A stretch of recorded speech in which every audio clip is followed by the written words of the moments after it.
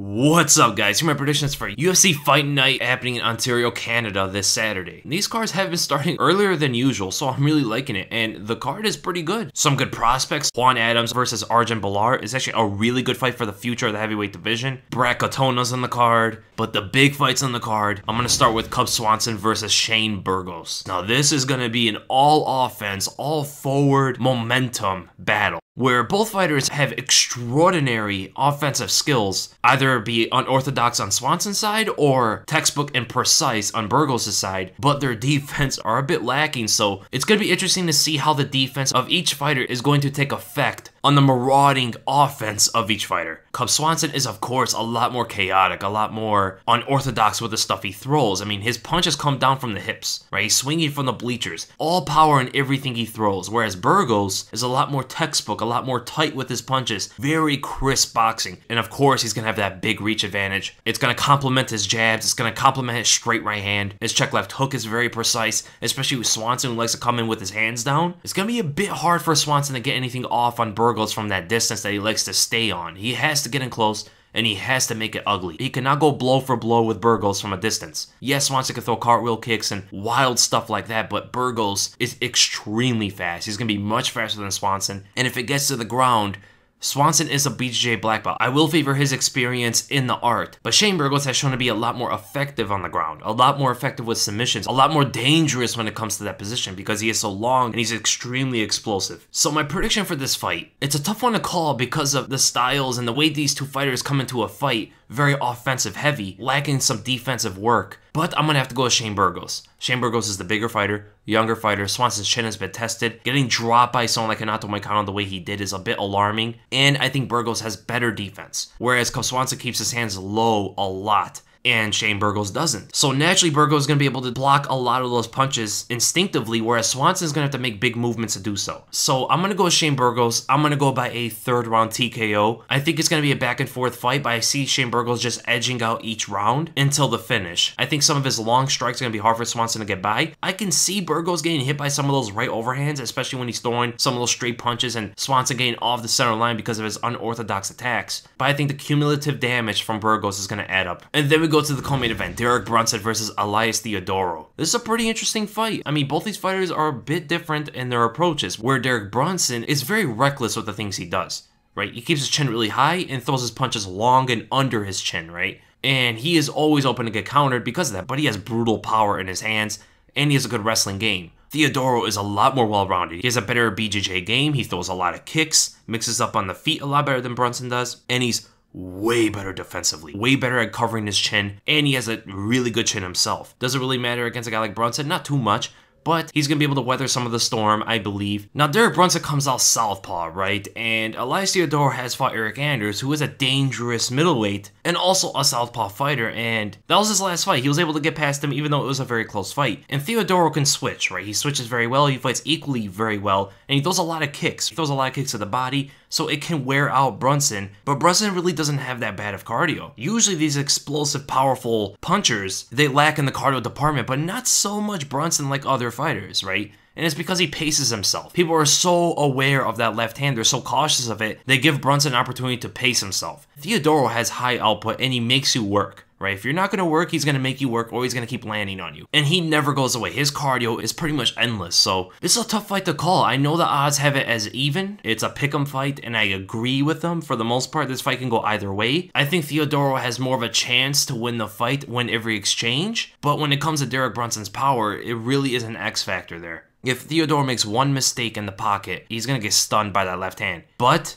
my prediction for this fight, this is definitely one not to put any money on. So I'm going to go with Elias Teodorov. I usually do big fighters with better skills, more variety in their game, and not so much on the X factor part. So I just think he's going to outwork Derek Brunson. I think he's going to be able to evade away, cover up very well. His defense is pretty nice, and he has a really good chin himself. So if he gets caught, I see him kind of recovering here and there and just making the fight ugly. Derek Brunson likes to make it ugly, but Teodorov thrives in that kind of chaos, and he outworks you there. So I'm going to go with Elias Teodorov. I'm going to go by a decision, but it should be a very close fight. And then we go to the main event, and probably the best fight of the entire card. Iaquinta versus Donald Cerrone. I'm actually kind of surprised to see these two are facing each other. It's going to be a fun fight to watch, man. Iaquinta's coming out with superior boxing, superior wrestling. He's going to be shorter than Cerrone in every sense, so it's going to require a lot more effort from his side to get in and land his crisp boxing, whereas Cerrone's going to want to keep a distance. And even if it gets in close, Cerrone is really good with tying up the opponent in the tie plum, throwing up knees, throwing up elbows, even right hands in there. I actually favor Cerrone all the way in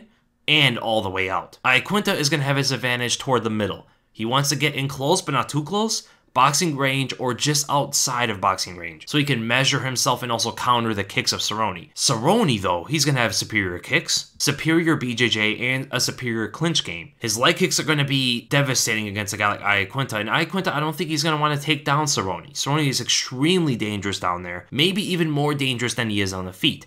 So the leg kick is going to be problematic for Iaquinta. And the head kicks are always going to be there, but Iaquinta has a very good ability of defending attacks on his left side. So any attack from the right side of his opponent, he is naturally just really good at defending those shots, whether it be kicks or punches, and you've seen that many times throughout his career. He has a hard time with some of the jabs from his opponents. He has a hard time with mostly the left side. But for some reason, he has better reactions from the right side of his opponent, whether it be a southpaw fighter or even an orthodox fighter. So the jab of Cerrone could possibly find home, but the right straight might not be able to. The right kick, even though on the legs, I do think it's going to play a factor. Head kicks from Cerrone is going to be a bit hard to land clean on a guy like Iaquinta. But Iaquinta likes to stay with a very low stance, and because of that, he keeps his stance wide, which allows the leg kicks to land, and it could get him in trouble from some of the head kicks, even if he does block them. But where Cerrone lacks in the defense is head movement. He's decent at moving his feet, he's good at staying long, he's good at counterattacking, and he's good at keeping something in front of his opponent at all times, some attack, some obstacle there. But if you're able to get past, such as a front kick or whatever Cerrone's throwing at you to keep you away, he is extremely hittable. Not so much today as he was back then, people remember the Nate Diaz fight, but even today he's still somewhat hittable.